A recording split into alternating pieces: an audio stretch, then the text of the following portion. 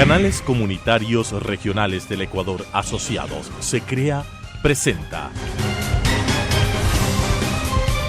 Realidad Nacional. Amigos, qué gusto estar con ustedes como todas las semanas en este espacio, en el espacio de SECREA, donde tenemos la posibilidad de entrevistar a personajes, a deportistas, a literatos, a políticos del Ecuador. Y este espacio se lo distribuye a nivel nacional en todos los canales socios de esta gran red de canales de televisión con 45 medios de comunicación. En esta ocasión nos acompaña el doctor Pedro José Freile, quien fue hasta hace poco candidato a la presidencia de la República, además de eso doctor en jurisprudencia y especialista en áreas de energía, contratación pública e inversión extranjera. Un gusto, Pedro José, bienvenido a SECREA. Roberto, encantado de estar aquí nuevamente. A todos los amigos de SECREA, un saludo nuevamente. Qué gusto que nos acompañes. ¿Qué lecciones o experiencias te dejó la participación política en una candidatura tan fuerte como la presidencia de la República?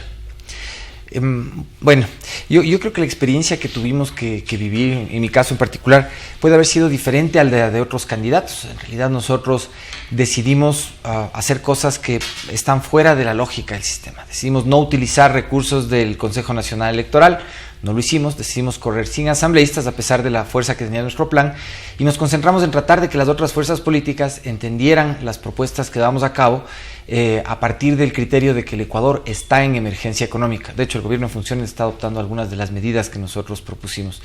En sí misma la experiencia fue en redes sociales, fue muy fuerte en redes sociales, sin invertir tampoco dinero. Llegamos a gastar $227 en total en redes sociales. Y lo que hicimos fue apostar a decirle a la gente lo que sentimos y pensamos en nuestro plan, que necesitaba escuchar, no lo que los marqueteros nos dijeron que la gente quería oír. Bien dicha esa palabrita, los marqueteros, porque la campaña política, desde hace varios años, desde hace varios procesos, se ha convertido en un sistema en el que quien toma las decisiones es el experto en encuestas, el experto en marketing, el experto en posicionamiento, el experto en imagen, en qué color de corbata te queda y en qué color de leva te queda. Ahora, la propuesta e imagen de Pedro José Freile quedó totalmente posicionada. ¿Hay futuro político? ¿No hay futuro político? ¿Qué ha pensado Pedro José y la gente que lo rodea? Bueno, nuestra apuesta es hacer política y hacerla a partir de nuevo, de no repetir lo que nos están aconsejando, sino correr el riesgo de hacer nuestro propio proceso político. Este consiste en hacer una escuela de formación política que ahorita ya está funcionando. En territorio, en esa misma escuela se forman los planes a partir de los PDOT, los planes de ordenamiento territorial, para hacer la propuesta electoral primero. Para los siguientes 2 años nosotros vamos a tener planes de gobierno para cada cantón del país dentro de los próximos 10 meses. Y después de eso vamos a entrar a un proceso con las personas que estuvieron en el proceso de formación política y de elaboración de los planes a primarias. Nuestros candidatos de hecho van a estar más o menos señalados un año antes de las elecciones y vamos a trabajar en tratar igual de compartir nuestro plan con las otras fuerzas políticas. La mayoría de la gente en el movimiento están entre los 18 y los 24 años. Ahorita ya hay cobertura nacional. El día de hoy justamente tenemos una reunión porque varios de los integrantes de distintas provincias van a participar en un evento de formación auspiciado por algunas ONGs internacionales. Los planes de gobierno es lo principal. Y en 4 años, ojalá, yo por lo menos voy a intentarlos, merecer a partir de que este proceso sea consistente, lograr una nominación presidencial nuevamente. Otra cosa que vamos a hacer, y está en formación ahorita, es un gobierno a la sombra. Nos faltan todavía algunos perfiles, estamos en la mitad del gabinete, tenemos que estar listos antes del día 90, del día 90 al día 100 del gobierno, empezaremos ya a hacer nuestra actividad en medios con el gabinete a la sombra, y la intención no es ser una oposición al gobierno, sino hacer un ejercicio constructivo, que no es una veeduría ciudadana, es un gobierno a la sombra, es un paralelo político. Exacto, es un gobierno paralelo, lo que también se conoce, ¿no es cierto? Sí, exactamente.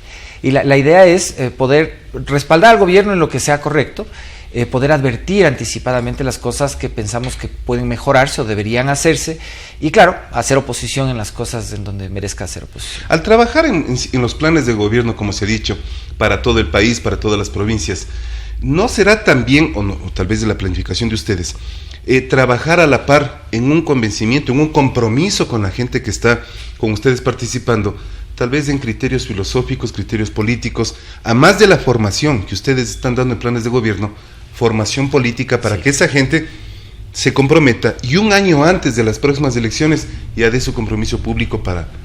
Sí, de hecho ese es exactamente el proceso. La parte de formación, digamos, en la parte metodológica de la gestión pública, está orientada a la construcción de los elementos técnicos que se necesitan en los GATS para elaborar un plan de ordenamiento, hacer un presupuesto participativo, lidiar en el lobby con el Cabildo, lidiar en el lobby con el Ministerio de Finanzas, interactuar a nivel de mancomunidades, todos estos elementos técnicos.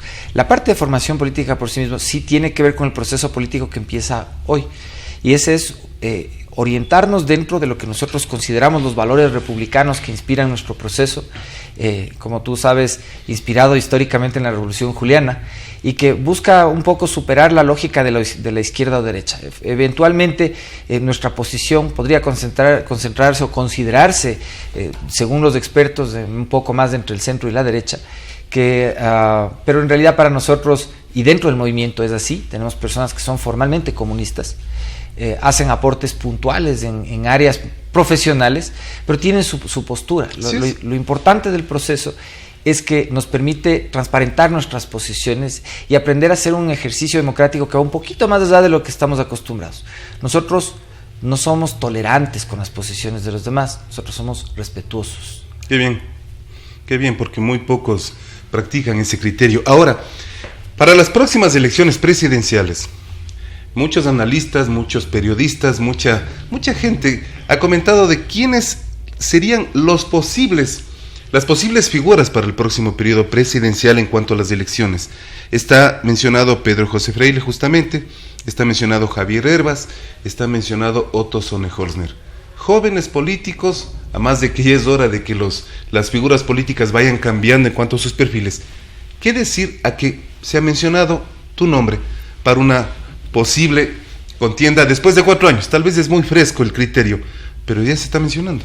En realidad, si somos una democracia más responsable y hemos aprendido algo de los últimos 14 años sobre todo, el ejercicio de construcción de un plan de gobierno se demora más de 3 años. A nosotros nos tomó 3 años en la cancha, entonces no es un tiempo tan largo. Creo que de hecho es un tiempo prudente para construir liderazgos que no tengan que llegar a última hora a buscar fórmulas de gobernanza, sino que pueden irse construyendo las bases de una verdadera gobernabilidad desde este momento. Y en ese sentido, quienes sean, de hecho, personas que están preparándose para esa lid, me parece que es oportuno que empiecen a decirlo desde ahora. Creo que la lid de los siguientes 4 años debería comenzar hoy, mostrando liderazgo, mostrando los procesos de formación donde estamos y empezando de hecho a debatir públicamente desde hoy, porque la gente no tiene que vernos solamente en nuestras habilidades para leer el teleprompter o hacer el TikTok, es indispensable que debatamos y eso tiene que comenzar desde ahora. Me parece muy buen criterio con el cual yo también coincido. Vamos un poco al tema político actual. Acaba de salir el presidente o el expresidente Lenín Moreno. ¿Qué decir de estos 4 años en los que Lenín Moreno fue presidente de la República? Tuvo tropiezos, nadie lo va a discutir, problemas externos, nadie lo va a discutir, pero ¿qué decir con criterio político de su gestión como presidente de la República? Primero te diré que lo más fácil sería criticar primero al presidente Moreno. Entonces dejemos siempre nosotros, parte del ejercicio político es dejarlo fácil para un lado, para después, y los lugares comunes. Creo que el presidente Moreno, de alguna manera, en una visión gradual dentro del mismo sistema establecido en Montecristi, logró que parte de la población, evidentemente una mayoría de la población, pueda identificar la necesidad de hacer cambios al sistema. Esto es una premisa política muy importante porque le ha permitido al Ecuador tener una opción política fuera del centro del eje político que nos ha regido durante 14 años. Y el resultado se verá en los siguientes meses, en los siguientes años. Probablemente si el país seguía dentro del mismo sistema, la posibilidad de levantarnos de la recesión sumada a la pandemia hubiera sido de cero posibilidad. En este instante tenemos posibilidades reales y de una u otra manera es gracias a esa distancia que tomó de sus orígenes el presidente Moreno, al menos en lo social y en lo político, al volver a interactuar fuera del eje, por ejemplo, del ALBA, del bolivarianismo, con organismos internacionales, con el Banco Interamericano de Desarrollo, con los Estados Unidos de América. Que claro, no ha consolidado, no hay cosas que están en firme totalmente, pero ha dado los primeros pasos que son de relevancia trascendental para salir de ese proceso. por un lado. Por otro lado, el presidente Moreno ha logrado que se dé una transición democrática, ha logrado que de una u otra manera el espacio de las fuerzas políticas produzca un resultado que para muchos puede no ser el mejor. Me refiero ahora a los resultados en la Asamblea Nacional, no solamente al resultado de las elecciones presidenciales, porque tenemos una asamblea dividida, pero que es representativa más o menos gramo por gramo de lo que le está pasando al Ecuador. Y eso es fruto de una democracia que se ha consolidado, un liderazgo que no ha tenido unas voces muy fuertes desde el Ejecutivo, pero ha tenido estos resultados. Las cosas negativas son muchas, en la economía, en la inclusión económica y social, en la progresión de derechos, en la lentitud para asumir decisiones, etcétera. Hay mucho que queda pendiente. En ese caso, ¿qué hubiese hecho Pedro José Freile siendo presidente de la República hoy, en este instante, como resultado de los últimos 14 años en cuanto a corrupción, a impunidad, a tantas cosas que se ha visto? ¿Qué hubiese hecho Pedro José Freile desde Carondelet? Lo primero, en la coyuntura donde estamos es atender la emergencia. O sea, hay cosas estructurales que necesitamos cambiar, se necesitan reformas constitucionales, pero en el instante en donde estamos, Roberto, lo que ha hecho el presidente, asumir el tema seguridad y vacunación primero, es correcto. Yo probablemente me hubiera ido por ahí también, pero hubiera asumido una decisión inmediata respecto de reorganizar la contratación petrolera del país, porque es urgente que podamos contar dentro de este mismo ejercicio fiscal con recursos distintos de los que ocasionalmente necesitaríamos de una expansión de la base de contribuyentes, es decir, de cobrarle más impuestos a más gente, que de hecho está en nuestra propuesta. Esto es importante de hacer también, pero el cuándo hacerlo y cómo llevarlo a la población determina la posibilidad de que la población lo apoye o lo rechace. Y frente a la inminencia de que es algo ineluctable, como decían nosotros, algo inevitable, es algo que tenemos que hacer que suceda, es muy importante el ritmo con el que lo hacemos. Entonces, el tema de entrar con la vacunación primero es lo correcto. El tema de reorganizar la contratación petrolera de paso va produciendo una limpieza natural, empieza a destapar los conductos en materia de corrupción. Y de hecho, creo que faltan todavía un par de mensajes claros de parte del Ejecutivo, que nosotros le llamábamos la formación de un Consejo de Estado accidental.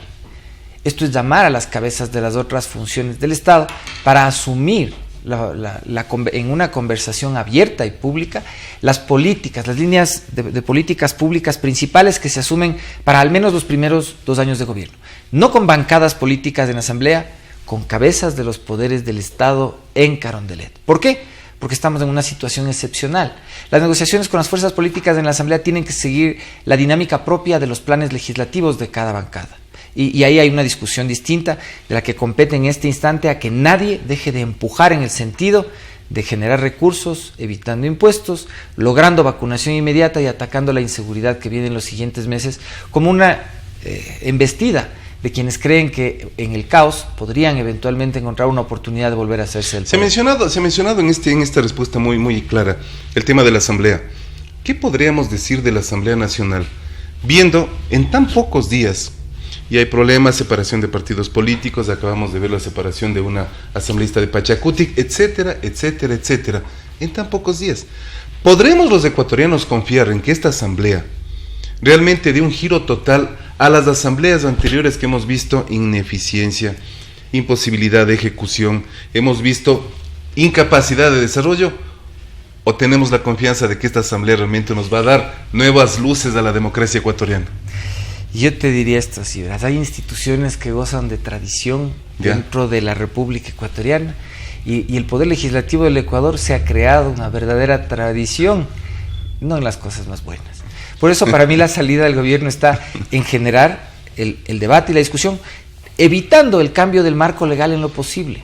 Y por ahí hay que navegar en los primeros meses. A los asambleístas hay que dejarles un rato que se dediquen a los iPads, a los cócteles, a los cursos de formación, a encontrarse.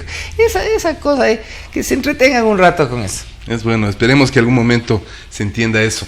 ¿Qué decir de la reunión de Guillermo Lasso, Jaime Nebot y de manera virtual Rafael Correa? Eso ha llamado mucho la atención, generó rupturas partidistas, gente que opina en medios de comunicación ha presentado obviamente su criterio totalmente opuesto a esa reunión. ¿Será eso la política? ¿Será que esa reunión permite la gobernabilidad? ¿Será que esa reunión de alguna manera lograba obtener mayor fuerza en la asamblea o mayor apoyo en el gobierno? Porque están los tres, Lasso, Nebot, Correa, y se mencionó inclusive que el actual presidente de la República prestó el avión para que de Quito a Guayaquil se trasladen dirigentes políticos de UNES. Puede ser, yo creo que es una cosa que veo desde es la experiencia. política. No es solo nuestra política, yo creo que el hecho de que los líderes políticos hablen es indispensable. El hecho de que algunos tengan que salir a chismear, como que, o sea, en mi época tú eres ochentemi al igual que yo, estuviste con alguien y sales a contar que te has muchado, ¿no es cierto? Feo, esas costumbres feas, claro. En realidad son vacíos culturales. El diálogo entre los líderes políticos debe ser transparente, debe suceder ante la opinión pública, no debe ser cuestión de misterio. Los distanciamientos que parecen existir entre Creo y el Partido Social Cristiano, por otro lado, tú sabes, yo admiro el criterio político de Jaime Nebot, no lo he ocultado nunca. Se ha ganado más mi admiración Lasso en algunas cosas puntuales que ha empezado a hacer. Si tú y yo llegamos juntos, porque llegaron juntos al poder, así es, y nuestro principal problema es saber quiénes van a ser la oposición, ¿qué tal si nos ponemos de acuerdo en que yo sea tu oposición? No es difícil, ¿no? ¿Por qué no? Política es el arte de lo posible, se dice también. Entonces ahí es el electorado el que sabrá tomar una decisión correcta, ¿no? Y sabrá leer entre líneas. Ahora, Lasso es presidente, tercer intento, 52.3% de votos, pero tiene un 47.7% de electorado que no votó por él. Es decir, más o menos la mitad de ecuatorianos, más o menos, claro, no votó por él en la segunda vuelta electoral. Se podrá decir de que con ese porcentaje obtenido en la segunda vuelta electoral, el presidente Guillermo Lasso tenga la plena posibilidad de gobernar de la mejor manera, o en este primer trimestre tal vez deberá demostrar su capacidad, su entrega, sus resultados, para que la gente empiece a apoyarle más. El signo del poder en la civilización humana, Roberto, ya no está dado por la presencia, por el estatus, por los símbolos de Estado, por la eficacia. El poder, nosotros lo dijimos en la campaña, es el poder de las mujeres, ese poder de hacer que el arroz dure más días de lo que parecía que Así alcanzaba la taza. Si el presidente de la República demuestra eficacia en un corto plazo, los números que él tiene como resultado electoral pueden subir. Así es. Yo lo veo con esa expectativa de que tenga resultados eficaces y pueda ganar popularidad y mejorar las condiciones de gobernabilidad solo por el resultado que logre en la vacunación e inmediatamente en la manera de lidiar. Creo que las señales de cómo se está manejando el tema de la Amazonía por primera vez, poniendo gente de primera, que no vienen del mismo espacio del gobierno, comprometiendo el cumplimiento de la ley amazónica, nos da expectativas de que las cosas pueden ser positivas. Se mencionó hace un minuto el tema de las vacunas. Un compromiso bastante fuerte, bastante delicado, en el que todos los ecuatorianos tienen el ojo puesto, ¿no es cierto? En los primeros 100 días, 9 millones de vacunados. ¿Logrará? ¿No lo logrará? Realmente es un compromiso bastante fuerte, no solamente en el Ecuador, sino también en la región. Yo les confieso una cosa, verán. Cuando yo escuché la propuesta del presidente Lasso, primero me sentí así como ufólogo, escéptico. Así que nos sentamos, calculadoras en mano, y a tratar de entender qué es lo que se podía hacer. Y te voy a decir una cosa, hay más de 3 modos de gestión logística, en lo cual los 100 días sobran para hacer 9 millones de vacunas. Sí, definitivamente. O sea, ustedes como equipo y toda la cabeza ya han hecho el cálculo. Hemos 3 maneras distintas en las que te alcanza. La fase previa, en la cual tú aseguras la disponibilidad del insumo, preparas los nodos de vacunación, sean estos móviles o sean estos permanentes, creas los horarios, generas la logística. Eso te puede demorar un poco más, pero creo que la combinación de una cadena de farmacias que maneja logística a nivel total en el territorio, más las Fuerzas Armadas, es de entrada una infraestructura de base, un hardware, como dicen los técnicos, extraordinario para cualquiera de las 3 vías para lograr el resultado sea posible. Esperemos que dé resultado, porque el beneficio no será para la propuesta ni quien la hizo, sino para el pueblo ecuatoriano. Es para el pueblo ecuatoriano. O sea, yo veo sí una expectativa de que eso puede suceder. No creo que con eso se solucione el tema del COVID. Claro, no. Nosotros planteamos durante la campaña la necesidad de ver esto en el largo plazo. El gobierno de Singapur acaba de iniciar un proyecto similar al que nosotros planteamos en nuestro plan de gobierno para construir una fábrica que tiene la capacidad de producir 1 billón de dosis de vacunas al año. Y esto porque el ciclo digamos así, de mejoramiento sobre sí mismo de las variedades del coronavirus va a obligarnos a mantener una vacunación sostenida para este y otro tipo de potenciales pandemias por al menos durante los siguientes 6 años al final del 2021. Así que el plan de tener fábrica yo creo que todavía se sostiene y es una oportunidad de negocios para el país que el gobierno debería abrazar, debería empujar, porque lo que está haciendo Singapur del otro lado del Pacífico, todavía nadie lo está haciendo de este lado de la cuenca del Pacífico. Increíble, increíble. Vamos un poco a hablar de los temas que nos molestan a los ecuatorianos, pero son ciertos, la corrupción. Si nos ponemos a hablar de la lista de corruptos de los últimos 14, 15 o 16 años, tal vez nos falte mucho tiempo. Los dos últimos casos, el señor Pablo Celi en la Contraloría y el señor Freddy Carrión, defensor del pueblo. Personas conocidas, se entendería que la moralidad, que los principios, que los valores son las características básicas y elementales para posiciones como esas, pero ahora están tras las rejas. ¿Qué criterio sobre eso? Yo creo que son dos casos diferentes, el caso de Celi y el caso de Carrión. Yo creo que el caso de Freddy Carrión es el caso de alguien que se le subió el poder a la cabeza. Y lo que vimos, más allá de un exabrupto, evidentemente es el dejar salir a flote la realidad de una persona que de pronto no estaba preparada para tener poder. Esto es la ausencia de procesos políticos en la formación de las personas antes de provocar la oferta del servicio público. Exacto. Ante una posición como la fiscalía. Cero formación política. Ahí detrás de eso no hubo nadie sentado conversando alguna vez de nada. Como hacen los abuelitos, ven mijito, ven, siéntate, tienes que actuar de esta manera. Sí, eso es lo que refleja ese caso. El caso de Pablo Celi es distinto, es el caso de la operación política de largo plazo que tiene una historia de relaciones que conducen a cosas malas como siempre. Eso es business as usual en corrupción. Increíble. Ahora, la relación del poder político, del poder económico y los medios de comunicación. Porque los medios de comunicación, de una o de otra manera, incidimos también en la sociedad. Y en eso hay que ser muy transparente y totalmente real. Claro, medios de comunicación absolutamente transparentes y que se enfoquen en beneficio de la información legal. ¿Qué decir de esa relación en los próximos años? Mucho se ha catalogado, y esta pregunta va por lo que vimos hace pocos días respecto de los señores Isaías, que ahora están tranquilos y pueden venir a las playas de Tonsupa o de Salinas o darse una vueltita por la avenida Amazonas o 9 de octubre en Guayaquil sin ningún problema. A ver, el tema de los Isaías en realidad yo no le acercaría desde el punto de vista solo de los medios de comunicación, porque recuerda que ellos también son banqueros. No sí, por eso hablé un poco de varios aspectos. Sino también de banco. Yo creo que la primera iniciativa que ha tenido el presidente de llevar a un estándar internacional, no centrado en la lógica del proceso político de la Revolución Ciudadana, a una ley que tenga la capacidad de proteger la libertad de expresión, es un buen inicio. No sé si la ley tenga elementos suficientes. Le oí el otro día a un periodista, a Lucho Vivanco, que se quejaba amargamente que la ley en realidad no va a servir para lo que se supone y que en realidad le sigue obstruyendo la posibilidad de obrar con libertad al periodismo investigativo, que pone más bien cortapisas a algunas cosas. Bueno, veamos. Yo creo que lo importante es que esto se discuta ampliamente. Es necesario que los medios de comunicación tengan libertad. Creo que sí es necesario que haya una diferencia entre lo que es los medios de comunicación en el nivel amateur, o que se quieren llamar así los medios de comunicación en las redes.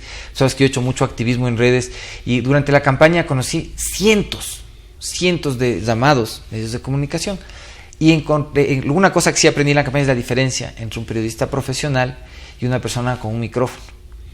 Lo uno es alguien que está comunicando cosas, lo otro es una persona que realmente hace un servicio a través de una profesión. Así es. Entonces, digo esto a favor del periodismo, es una cosa que debe tenerse cuidado. Dentro de los marcos de libertad tiene que haber algo que sí te ponga como el sello verde, el sello de calidad, que haga la diferencia entre una opinión abierta y una opinión profesional que necesita protección legal. Está muy claro el criterio de Pedro José Freile, un criterio joven, un criterio renovado. Y eso nos permite, queridos amigos, visualizar el futuro político del Ecuador, en el que todos, de manera totalmente abierta, debemos buscar nuevas generaciones en cuanto a los políticos del mañana, a los candidatos, a los dirigentes, alcaldes, prefectos, asambleístas, y qué mejor, la presidencia de la República. Queremos agradecerte, Pedro José, por tu presencia en Se Crea. Y con ustedes, amigos, como siempre, hasta la próxima semana. Transmitida por Unción, Nordvisión, Color TV, OKTV, Canela TV, TV+, UCSG Televisión, Costranera, ABC TV, TV Norte, V Televisión, TV Agro, Manavisión, TV Manavita, Saracay TV, Teleandina, RTU, Asomavisión, Telesucesos, Unimax, Ecovisión, Lídervisión, TBS, Ecuavisión, Telegalápagos, Telemar, Televisión Católica, Los Encuentros. Canales comunitarios regionales del Ecuador asociados. Se Crea presentó Realidad Nacional.